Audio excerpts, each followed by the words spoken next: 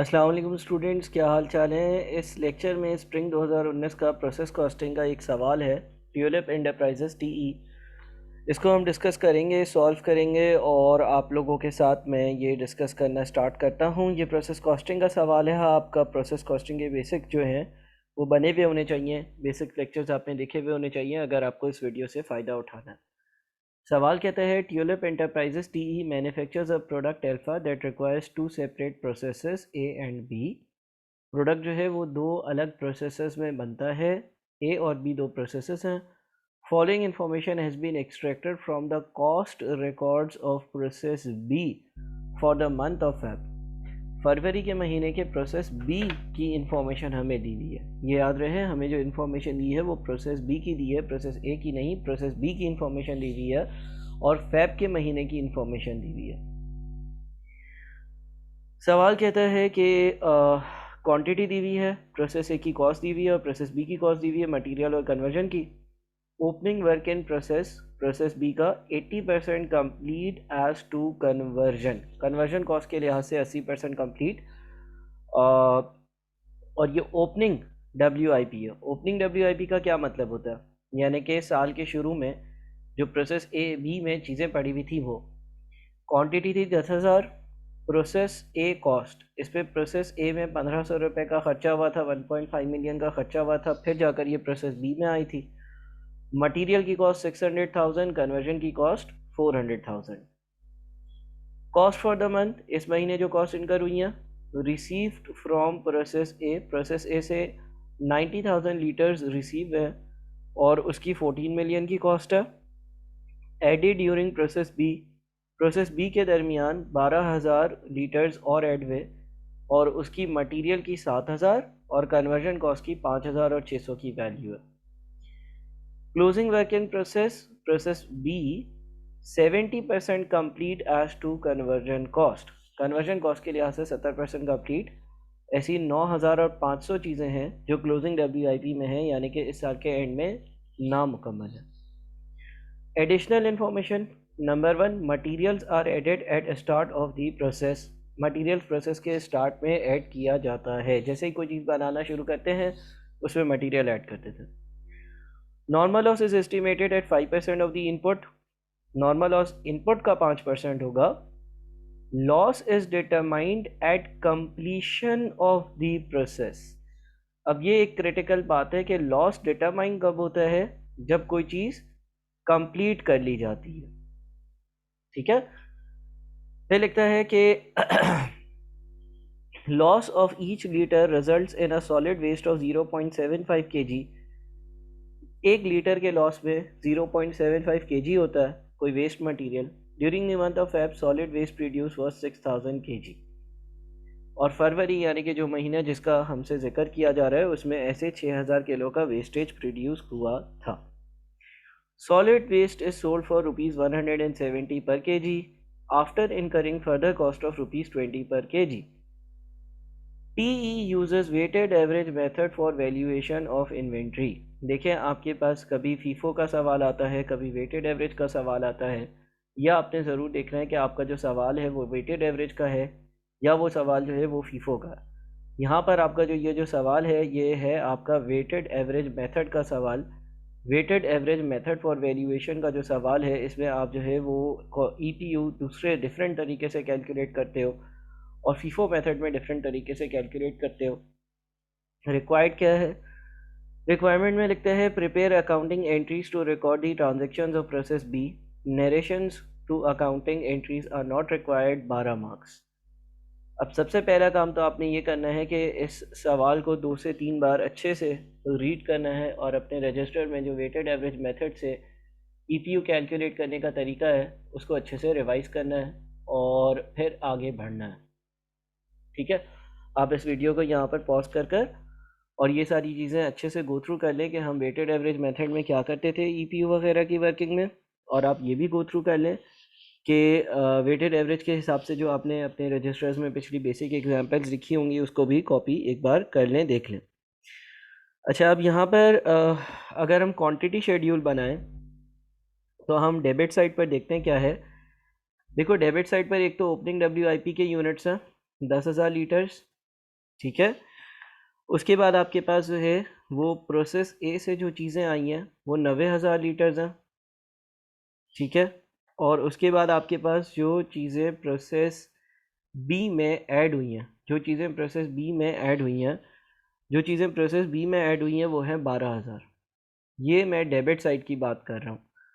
Opening WIP 10,000, process ए में 90,000 और process B में 12,000, और ये टोटल आपकी बन जाती है 1,12,000। ठीक है, आई होप कि ये बात आपको समझ में आ रही है। ओपनिंग WIP के 10,000 यूनिट्स, प्रोसेस ए के 90,000, प्रोसेस बी से आए बी में फर्दर ऐड में 12,000, टोटल 1,12,000 रुपये, ये डेबिट साइड हो गया। अब हम अगर अपनी क्रेडिट साइड की बात करते हैं, यानी कि हम ये देखते हैं कि भाई इन यूनिट्स का जो ये 1,12,000 यूनिट्स है, इनका हुआ क्या है, कहाँ पर है। तो इनमें एक तो आपके पास क्लोजिंग WIP है। क्लोजिंग WIP जो है वो 9,000 और 500 है, ठीक है। क्लोजिंग WIP 9,000 और 500 है, जो साफ साफ मेंशन किया हुआ है कि क्लोजिंग WIP 70% कंप्लीट है प्रोसेस बी के हिसाब से, और वो 9,000 और 500। इसके अलावा आपके पास जो लॉसेस हैं उसकी ज़रा वर्किंग करते हैं। अब देखें, अगर हम लॉसेस की वर्किंग करते हैं ना, तो लॉसेस की वर्किंग कुछ इस तरह से होगी कि सवाल में क्लियरली मेंशन है कि normal loss is estimated at 5% of the input. Normal loss is estimated at 5% of the input. Normal loss is estimated at 5% of the input. जो आपका नॉर्मल लॉस होगा, एस्टिमेट ये लगाया गया है कि नॉर्मल लॉस जो है ना वो इनपुट का 5% होगा, जितनी चीज़ें आती हैं उसका 5% होगा, ठीक है। Normal loss is estimated at 5% of input का 5% होगा। लेकिन आगे एक और बात लिखी हुई है, loss is determined at completion of the process.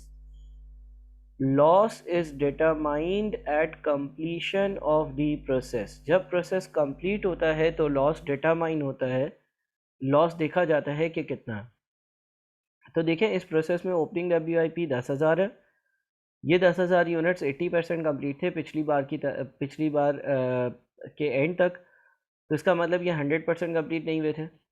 Process ए से फर्दर 90,000 चीज़ें आई, प्रोसेस बी में फर्दर 12,000 चीज़ें ऐड करी, ये 1,12,000 चीज़ें, और इसमें से 9,500 चीज़ें इनकम्प्लीट है। इसका मतलब ये हो गया कि जो कंप्लीट हुई, या जब लॉस डिटरमाइन करने का पॉइंट आया जो कि 100% कम्प्लीशन था, तो मैं यहाँ पर अगर लॉस की वर्किंग करूँ, लेट से मैं नॉर्मल लॉस लिखूँ, तो मेरा जो नॉर्मल लॉस होगा ना वो 5% होगा। 5% उन चीज़ों का जो कंप्लीट हो गई हैं, यानी कि 1,12,000 में से मैं 9,500 हटा दूँगा। 9,500 इसलिए हटा रहा हूँ क्योंकि ये 9,500 चीज़ें जो हैं ये साल के या महीने के आखिर तक 70% कम्प्लीट हैं। लॉस तब डिटरमाइन होता है जब चीज़ें 100% कम्प्लीट हो। तो क्योंकि ये चीज़ें 100% कम्प्लीट नहीं हैं तो लॉस इसमें से नहीं होगा, और बाकी चीज़ें जो हैं वो जैसे ही 100% कम्प्लीट हुई होंगी तो उसका 5% लॉस होता है। तो मेरे जो नॉर्मल लॉस की यूनिट्स है वो 5125 है। इसके बाद एक और बात लिखी हुई है, loss of each litre results in a solid waste of 0.75 kilograms during the month of Feb. Solid waste reduced was 6,000 kilograms। बोलते हैं जितना भी लॉस बनकर आता है उससे 0.75 kg पर लीटर जो है वो सॉलिड वेस्ट निकलता है, और टोटल सॉलिड वेस्ट जो फरवरी में निकला वो 6,000 है। तो मैं अपने टोटल लॉस अगर देखूँ ना, मेरा टोटल लॉस क्या होगा, 6,000 डिवाइडेड बाई 0.75, 8,000 लीटर्स का लॉस होगा, क्योंकि 8,000 इंटू 0.75 6,000 बनता है। 6,000 लीटर्स का टोटल, 6,000 किलोग्राम्स का टोटल लॉस है, और 1 लीटर में 0.75 किलोग्राम्स लॉस निकलता है, तो ये 8,000 लीटर्स होंगे। टोटल लॉस 8,000 लीटर्स होगा। अच्छा, अब एबनॉर्मल लॉस क्या होगा। टोटल लॉस है 8,000 और नॉर्मल लॉस है 5125। टोटल लॉस है 8,000 और नॉर्मल लॉस है 5125, तो एबनॉर्मल लॉस होगा 2875। तो मैं एबनॉर्मल लॉस लिखता हूँ,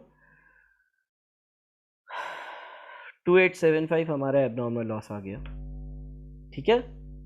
अच्छा जी, अभी भी आप अगर देखते हो तो ये जो आपकी डेबिट साइड है वो क्रेडिट से मैच नहीं कर रही, क्यों मैच नहीं कर रही? क्योंकि फिनिश गुड्स की क्वांटिटी भी तो होगी। अब वो कितनी होगी? जब सारी चीज़ें लिखनी हैं तो फिनिश गुड्स की quantity as a balancing figure हम लिख लेते हैं, बाकी सारी चीज़ें माइनस कर कर। फिनिश गुड्स में जा रहे होंगे 94,500 यूनिट्स। फिनिश गुड्स में जा रहे होंगे 94,500 यूनिट्स। ये सवाल की पहली वर्किंग हो गई। इस पर मैंने एक क्वांटिटी शेड्यूल बनाया कि भाई क्या चीज़ें आई, क्या चीज़ें गई, क्या एबनॉर्मल लॉस था, नॉर्मल लॉस था, CWIP था, फिनिश गुड्स था, ये सारी वर्किंग कर ली। अब हम EPU की यानी कि इक्विवेलेंट प्रोडक्शन यूनिट्स की वर्किंग करते हैं। EPU की यानी कि इक्विवेलेंट प्रोडक्शन यूनिट्स की वर्किंग करते हैं।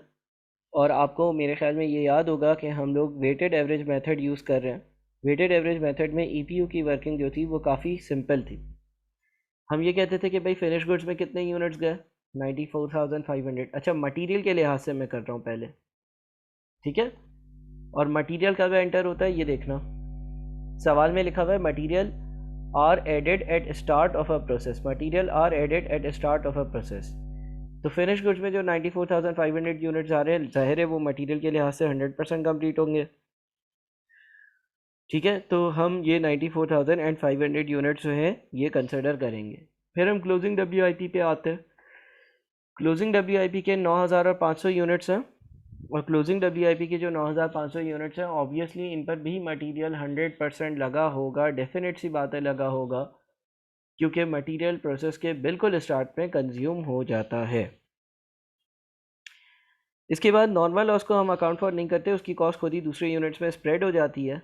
एबनॉर्मल लॉस की अगर बात करें, अगर एबनॉर्मल लॉस की बात करें तो एबनॉर्मल लॉस के यूनिट जो है उसकी मकदार है 2875। इन पर भी मटेरियल लगा होगा, यानी कि टोटल ये हो गया हमारा 106,875। ये मटेरियल के लिहाज से EPU हो गया। कन्वर्जन कॉस्ट, अच्छा शायद मैं ये सवाल थोड़ा सा जल्दी कर रहा हूँ, एज्यूमिंग कि आपको वेटेड एवरेज या एफको और फीफो का बेसिक डिफरेंस मालूम है।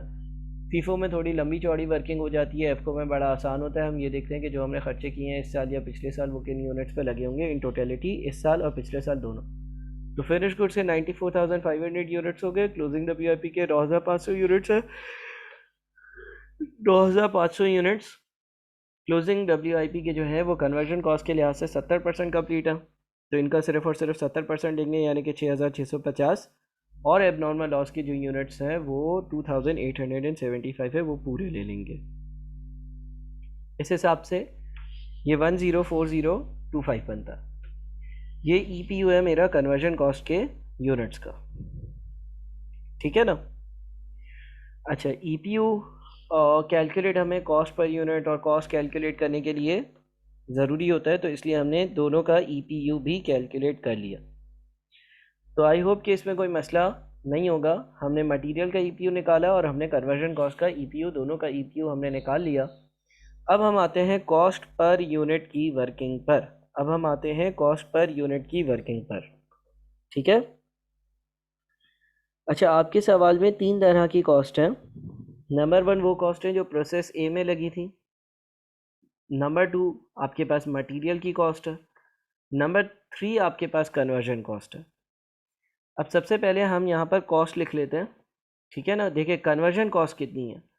कन्वर्जन कॉस्ट चाहे इस साल लगी हो चाहे पिछले साल लगी हो, प्रोसेस B में टोटल जो कन्वर्जन कॉस्ट लगी है वो कितनी है। अगर हम ये देखें तो प्रोसेस B में ओपनिंग WIP में 400,000 की कन्वर्जन कॉस्ट है, ठीक है। 400,000 की कन्वर्जन कॉस्ट जो है वो प्रोसेस B में ओपनिंग WIP में शामिल है। इसके बाद प्रोसेस B जो है उसमें ड्यूरिंग द ईयर 5.6 मिलियन की कन्वर्जन कॉस्ट इनकर हुई है। 5600,000, ठीक है, ये भी कन्वर्जन कॉस्ट है। तो टोटल जो कन्वर्जन कॉस्ट इनकर हुई है ना वो 6 मिलियन आ रही होगी आई बिलीव, ठीक है। 6 मिलियन की कन्वर्जन कॉस्ट आ गई। अच्छा जी, जो इसके EPU के यूनिट्स हैं वो कितने हैं? देखो EPU के जो कन्वर्जन कॉस्ट के यूनिट्स हैं वो हमने 104025 कैलकुलेट किए। तो हम इसकी कॉस्ट पर यूनिट भी कैलकुलेट कर सकते हैं। कॉस्ट पर यूनिट कैसे आएगी? 6 मिलियन डिवाइडेड बाई 104025 यानी कि 58, ठीक है। तो आई होप कि ये पहली वर्किंग बड़ी सिंपल सी आप लोगों को क्लियर है। फिर हम बात करते हैं कि भाई मटेरियल जो है ना उसका क्या होगा। अच्छा, मटेरियल के लिए आपने जो प्रोसेस बी की पिछली कॉस्ट है, यानी कि ओपनिंग डब्ल्यू के यूनिट्स में 600,000 का मटेरियल लग चुका था। अच्छा, ड्यूरिंग द ईयर आपने कितना मटेरियल लगाया? ड्यूरिंग द ईयर आपने 7,000,000 का मटेरियल लगाया। अच्छा, फिर जब मटेरियल की कॉस्ट की हम बात करते हैं, अगर कोई स्क्रैप सेल्स होती है, अगर कोई नॉर्मल लॉस के यूनिट्स बिकते हैं स्क्रैप में, तो उससे आने वाला रेवेन्यू मटेरियल की कॉस्ट में माइनस किया जाता है। मटेरियल की कॉस्ट को उस स्पेसिफिक रेवेन्यू से एडजस्ट कर कर रिड्यूस करा जाता है। तो अगर मैंने लेट से नॉर्मल लॉस के 5125 यूनिट्स जो हैं वो बेचे हैं, और एक यूनिट की जो स्क्रैप वैल्यू है वो कितनी है? सवाल में लिखा हुआ है solid waste is sold for ₹170। Bullet 3 की रीडिंग कर रहा हूँ। After incurring further cost of ₹20। तो इसका मतलब नेट जो मुझे रिसीविंग होती है वो 150 से होती है। ये आपकी 6831250 जो है वो मटेरियल की कॉस्ट बन जाती है।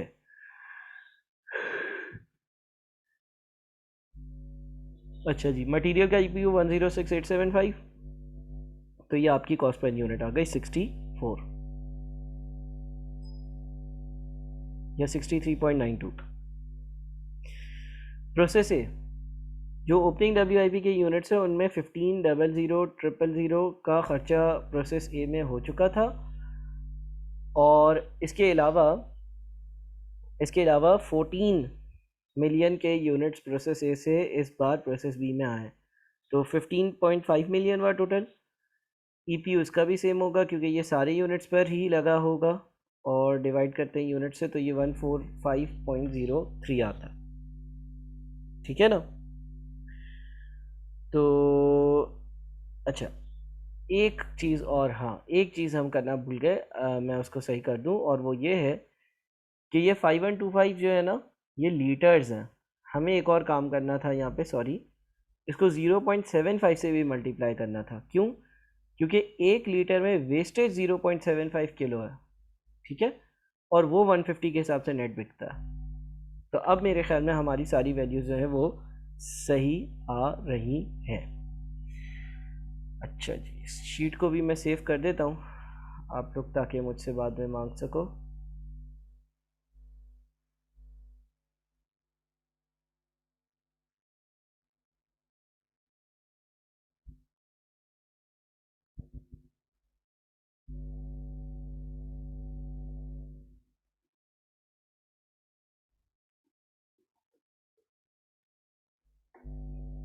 ठीक है भाई।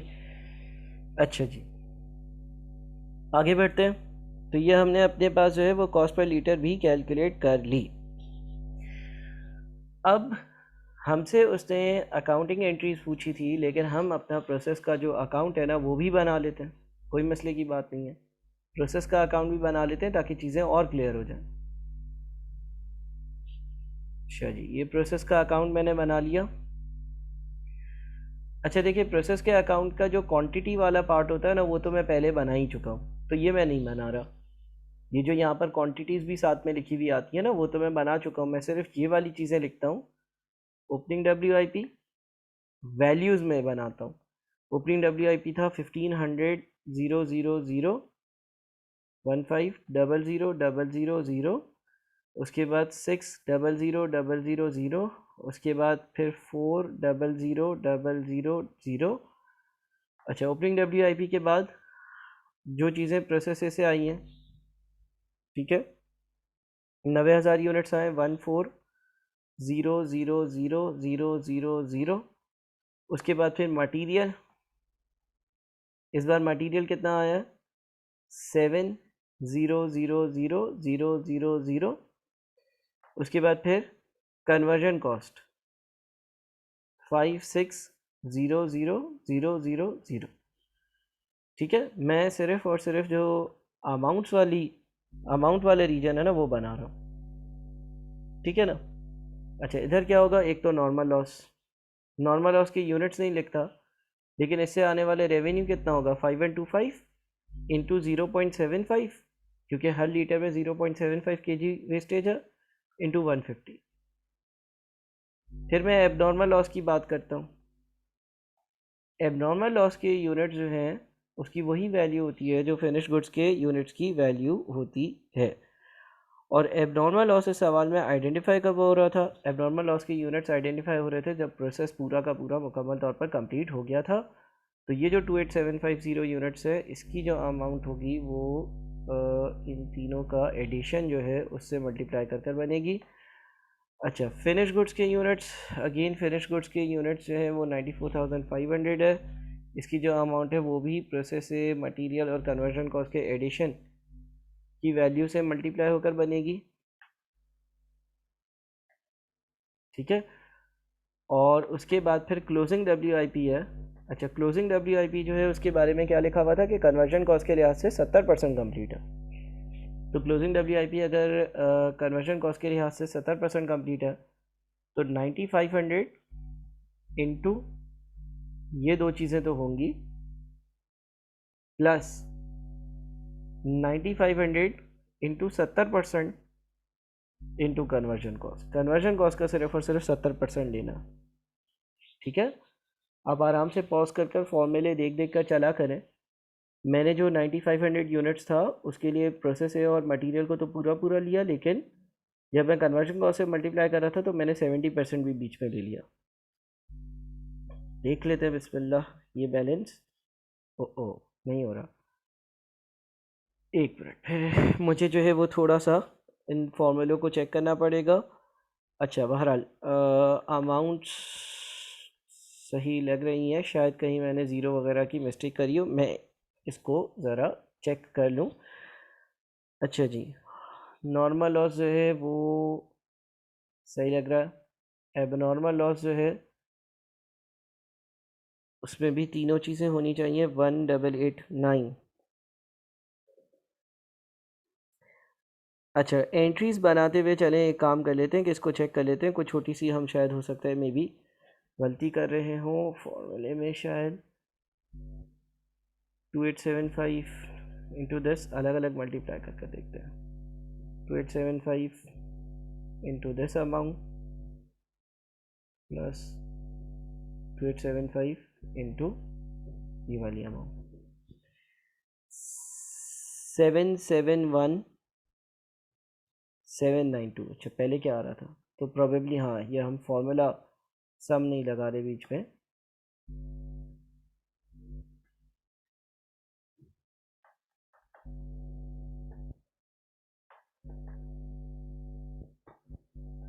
देखिए, अब बैलेंस हो गया। वो फॉर्मूले में थोड़ी सी जो है वो मैंने गलती कर दी थी। तो ये हमारा प्रोसेस का अकाउंट बन गया। बहरहाल उसने प्रोसेस का अकाउंट नहीं बनाना था, उसने डबल एंट्रीज पास करनी थी। अब डबल एंट्रीज क्या पास होती हैं? देखिए, ये प्रोसेस का अकाउंट है, ठीक है ना। सबसे पहले ओपनिंग WIP। ओपनिंग WIP आपका ओपनिंग ब्रॉड डाउन बैलेंस होता है, इसकी कोई एंट्री नहीं होती। अकाउंटिंग में भी आप पढ़ चुके होंगे कि ब्रॉड डाउन बैलेंस की कोई एंट्री नहीं होती। इस साल ये खर्चे इनकर हुए, इसकी क्या एंट्री पास हुई होगी? इसकी एंट्री पास हुई होगी प्रोसेस बी डेबिट, और आपने क्रेडिट क्या किया होगा? प्रोसेस ए क्रेडिट किया होगा, मटेरियल क्रेडिट किया होगा, कन्वर्जन कॉस्ट को क्रेडिट किया होगा। प्रोसेस ए क्रेडिट किया होगा, मटेरियल को क्रेडिट किया होगा, और कन्वर्जन कॉस्ट को क्रेडिट किया होगा, और डेबिट क्या किया होगा?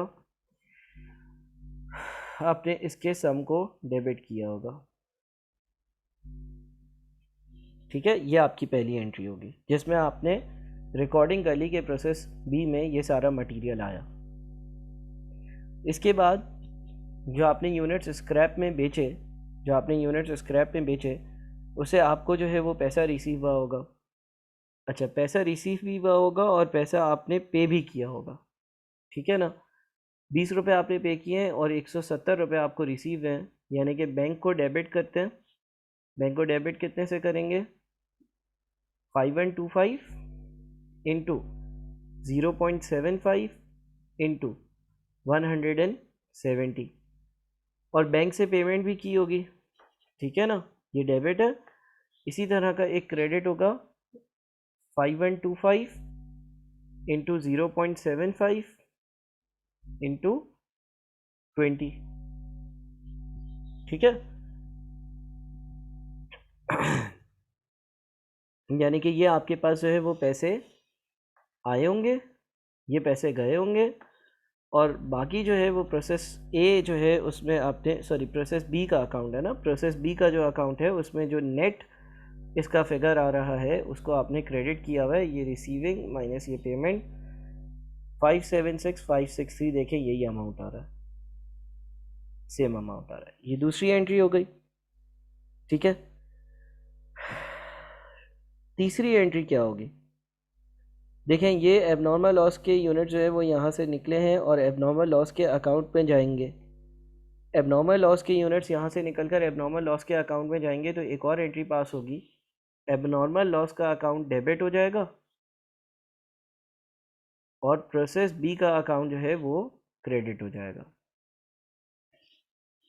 अच्छा, फिर एबनॉर्मल लॉस से रेलेवेंट एबनॉर्मल लॉस के अकाउंट में भी एंट्री पास होगी। एबनॉर्मल लॉस के अकाउंट में क्या एंट्री पास होगी?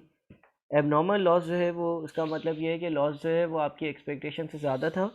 ये लॉस जब आप बेचोगे, यानी कि ये क्वांटिटी जब आप बेचोगे, एबनॉर्मल लॉस के लीटर्स 2875 थे, इसको केजीज में कन्वर्ट किया 0.75 इंटू नेट जो रिसीविंग आई, और एबनॉर्मल लॉस का अकाउंट क्रेडिट हुआ होगा, ठीक है। यानी कि इतनी कॉस्ट थी, इतनी उसमें से रिसीविंग हो गई। अब डिफरेंस कितना आ रहा है, लॉस हुआ या गेन हुआ? एबनॉर्मल लॉस इतना था, उसमें से इतनी रिकवरी हो गई एबनॉर्मल लॉस को बेचकर, ये मैंने बेसिक लेक्चर्स में डिस्कस किया है। और जो रिकवरी नहीं हो सकी वो 448281 है, वो प्रॉफिट एंड लॉस अकाउंट में जाएगा, तो पी&एल जो है वो डेबिट होगा इस अमाउंट से, और एबनॉर्मल लॉस का अकाउंट जो है इसी अमाउंट से क्रेडिट हो जाएगा। ये एबनॉर्मल लॉस की ट्रीटमेंट हो गई। उसके बाद फाइनली ये वैल्यू जो है वो फिनिश गुड्स में गई है। अच्छा, क्लोजिंग डब्ल्यूआईपी की एंट्री नहीं होगी। क्लोजिंग डब्ल्यूआईपी की एंट्री इसलिए नहीं होगी क्योंकि ये एक बैलेंस है, एक कैरी डाउन है। फिनिश गुड्स के अकाउंट में जो वैल्यू गई होगी, फिनिश गुड्स का अकाउंट डेबिट और प्रोसेस बी क्रेडिट।